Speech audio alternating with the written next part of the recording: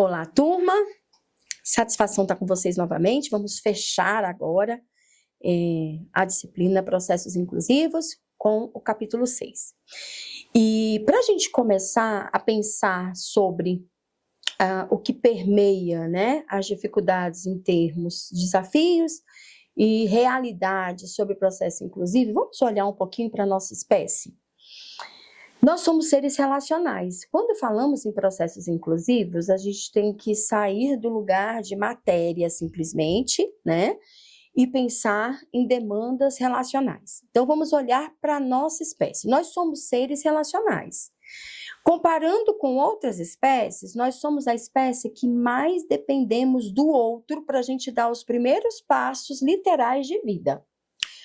Quem de vocês aqui já viu o nascimento de girafa? Nem que seja no YouTube, depois você pesquisa lá. A girafa, ela já nasce praticamente andando, até porque ela vive em um ambiente hostil e ela precisa se defender do predador.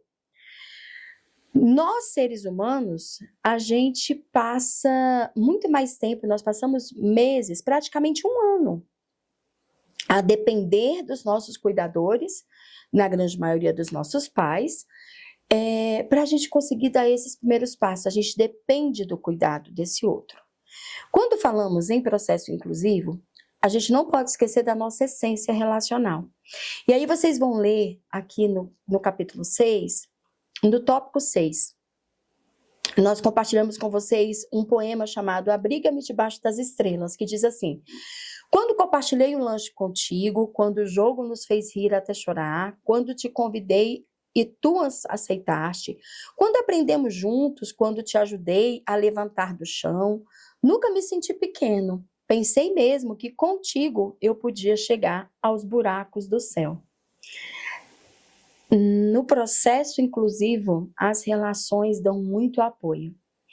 E aí eu estou partindo de uma perspectiva da psicologia sociohistórica, e aqui eu vou citar o Vygotsky como precursor desse desenvolvimento humano, ressaltando a importância desses relacionamentos sociais, porque a gente é a partir do outro, que é basicamente a compreensão da psicologia sociohistórica.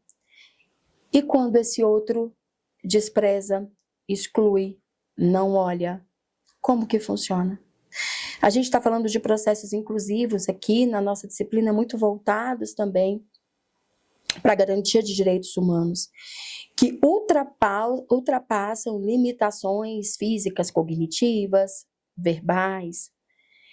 Há pouco tempo, na UNB, um estudante de psicologia, ele fez um trabalho, uma pesquisa, com profissionais que trabalham na limpeza pública.